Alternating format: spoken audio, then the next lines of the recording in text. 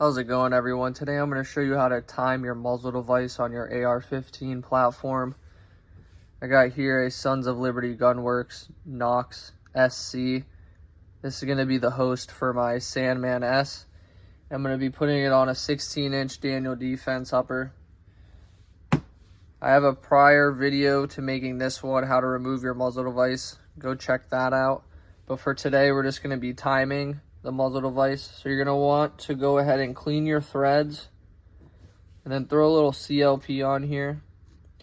I do this to stop from any corrosion or any seizing or locking whenever I go to remove the muzzle device next time if I'm changing it. So you just want a little oil on there.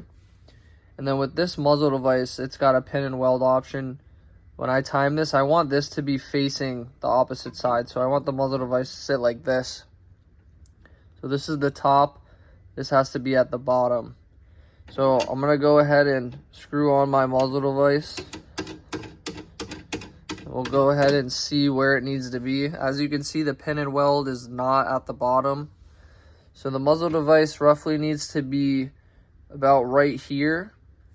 I want this to face to the side because when I tighten it, it's going to snug, and sit right there, center with the top of the rail, and the pin and weld at the bottom. So to get this to be timed perfectly, I went and explored some of my shims, and I need 2 to fit this gap so it perfectly fits. We'll go ahead and remove this.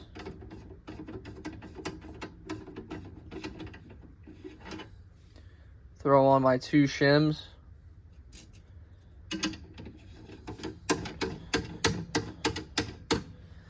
And as you can see, it's going to perfectly sit where I need it to be. So I'll snug it about 2 times and it'll be perfectly timed.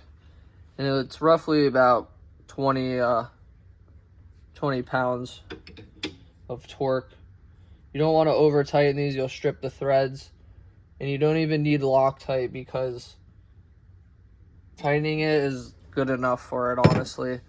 So right there, it's perfectly lined with the top of the rail. I got the pin and weld perfectly at the bottom. So I went ahead and dropped in my Geisley bore alignment rod to see the timing job we just did. And as you can see, the rod isn't hitting the sides and it is perfectly centered. And right there is a perfect timing job. I've done this method with Daniel Defense rifles, Sig Sauer, Knight's Armament, LMT. The technique I use works every time. If you have any questions, just comment below. Thanks.